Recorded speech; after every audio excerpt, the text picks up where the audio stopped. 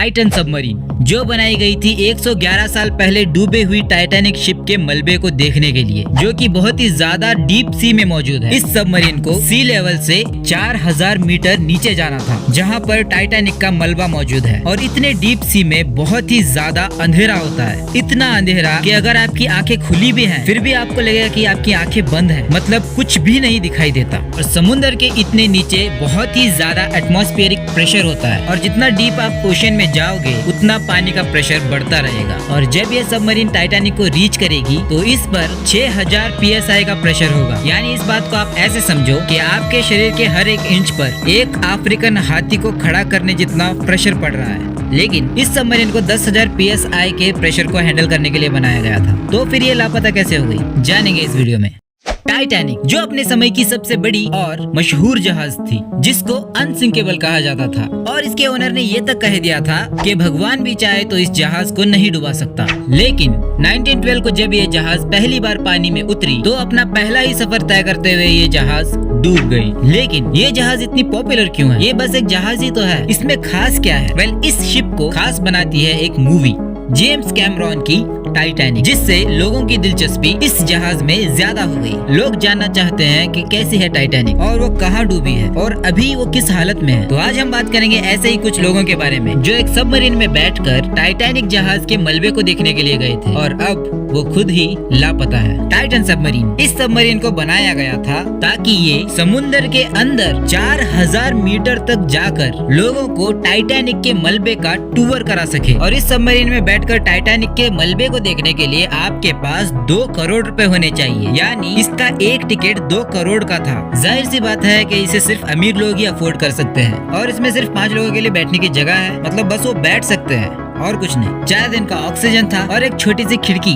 जिसमें से आप बाहर देख सकते हो। मतलब टाइटैनिक के मलबे को देखने का एकमात्र सोर्स यही खिड़की है। मतलब 5 लोग एक कंपार्टमेंट में बैठकर समुद्र में 4000 मीटर तक नीचे जाएं और एक छोटी सी विंडो से 111 साल पहले डूबी हुई शिप का मलबा देखें। तो ये बेवकूफी भरा काम करने के लिए 5 अमीरजादे तैयार हुए। मैं इसको इसलिए बेवकूफी भरा काम नहीं कह रहा क्योंकि ये समुद्र के अंदर जाके मलबा देख रहे हैं। वेल, ये इनके लिए एक एंटरटेनमेंट का सोर्स हो सकता है। मैं इसको इसलिए बेवकूफी भरा काम कह रहा हूँ क्योंकि टाइटन शिप के ओनर और कंपनी ने पहले ही ये बात बता दी थी कि इस चीज में बहुत ही ज्यादा रिस्क होने वाला है और आपकी सेफ्टी की गारंटी हम नहीं दे सकते। मतलब 2 करोड़ का टिकट निकालो और आप सेफ भी नहीं हो। और हाँ, इस सबमरीन को जो कंट्रोल करने का कंट्रोलर था वो एक गेमिंग कंसोल का कंट्रोलर था। मतलब एक सबमरीन को कंट्रोल करने के लिए कितने तामझाम होते हैं आपको पता ही है। अगर पता नहीं है तो ये देख लो। लेकिन ये सबमरीन बस एक वीडियो गेम के कंट्रोलर पर चल रही थी। वेल, आगे बढ़ते हैं, बात करते हैं इसमें सवार पैसेंजर्स की और उनकी इनकम की। पहले हैं हैमिश हार्डिंग, जो एक ब्रिटिश बिजनेसमैन है जिनकी इनकम 82 अरब है। अगले हैं शहजादा दाऊद और उनके बेटे सुलेमान दाऊद, जो कि एक पाकिस्तानी बिजनेसमैन थे और इनकी इनकम भी 82 अरब रुपए है। चौथे पैसेंजर थे स्टॉकटन रश, जो कि ओशियन गेट कंपनी के CEO थे और ये सबमरीन भी उन्हीं के अंडर आती है और इनका नेटवर्थ था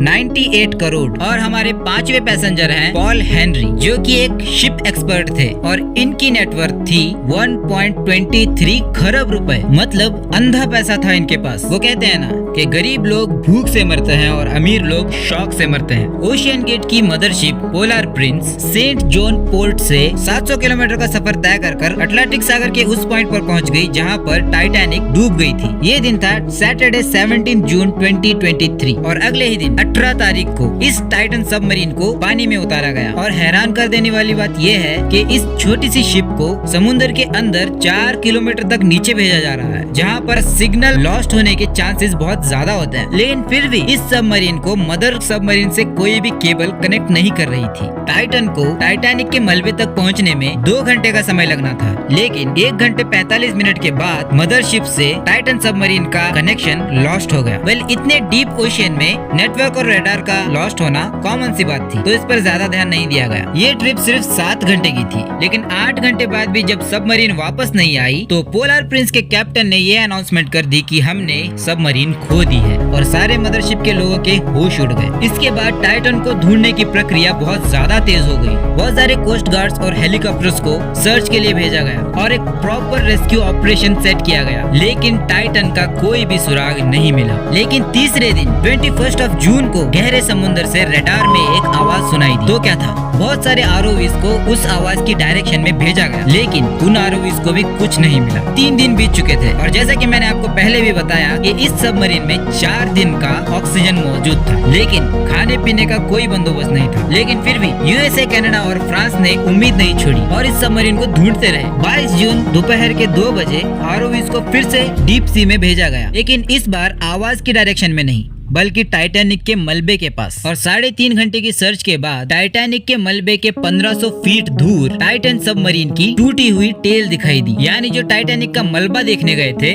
शायद उनका खुद का मलबा बन चुका था। आरओवीज को इस टेल के अलावा और कुछ नहीं मिला, तो इनको वापस बुला लिया गया। लेकिन इसके बाद बहुत सारी प्रिडिक्शन लगाई गई कि क्या टाइटन सबमरीन तबाह हो गई, जिसके 99% चांस है। वेल, एक प्रिडिक्शन कहती है कि इनकी मौत सिर्फ 1 मिलीसेकंड में हो गई है। 1 मिलीसेकंड। पेन रिसेप्टर सेल्स को दिमाग तक पेन की इंफॉर्मेशन पहुंचाने में 90 to 100 मिलीसेकंड लगते हैं और इनकी मौत सिर्फ 1 मिलीसेकंड में हो गई है। यानी उनको पलक झपकने का भी मौका नहीं मिला है। तो आप सोच सकते हो कि इस सबमरीन पर कितना प्रेशर होगा। जैसा कि मैंने आपको वीडियो के स्टार्टिंग में बताया कि इस सबमरीन पर 6000 PSI का प्रेशर पड़ रहा था। तो फाइनली ये कह सकते हैं कि ये सबमरीन डीप सी में एटमॉस्फेरिक प्रेशर को नहीं हैंडल कर पाई और इसमें इम्प्लोजन हो गया। मतलब एक्सप्लोजन में जैसे अंदर का प्रेशर बाहर निकलता है और बड़ा ब्लास्ट देखने को मिलता है, वैसे ही इम्प्लोजन में उसका उल्टा होता है। यानी जो बाहर का प्रेशर है वो सबमरीन के अंदर के आर्टिफिशियल प्रेशर से मैच नहीं करता। इस वजह से बाहर का प्रेशर इस सबमरीन को पूरी तरह से श्रिंक कर देता है और ये सब सिर्फ 1 मिलीसेकंड के अंदर हो गया। वेल, पता नहीं लोगों को इस तरह के रिस्क लेना क्यों पसंद है। लोग बस एंटरटेनमेंट के लिए अपनी जान को जोखिम में डाल देते हैं, लेकिन जो भी हुआ बुरा हुआ, बहुत बुरा। और अभी भी इस सबमरीन को ढूंढा जा रहा है। वेल, अगर आप चाहते हो कि मैं टाइटैनिक पर अलग सी वीडियो बनाऊं, उसके फीचर्स, उसकी एबिलिटीज, उसके कंपार्टमेंट्स, उसका आर्किटेक्चर और उसकी डूबने की वजह के बारे में एक वीडियो, क्योंकि ये जो टाइटैनिक मूवी थी इसमें टाइटैनिक से ज्यादा रोज एंड जैक की लव स्टोरी ही दिखाई गई है। तो अगर आप टाइटैनिक पर एक वीडियो चाहते हो तो इस वीडियो को लाइक करो, ताकि मुझे पता लगे कि आपको मेरी वीडियो अच्छी लग रही है। तो कैसी लगी आज की वीडियो कमेंट करके जरूर बताइए और लाइक शेयर सब्सक्राइब कीजिए और बेल आइकन को भी जरूर दबा दीजिए। तो हम मिलते हैं आपको अगली वीडियो में, तब तक के लिए बाय।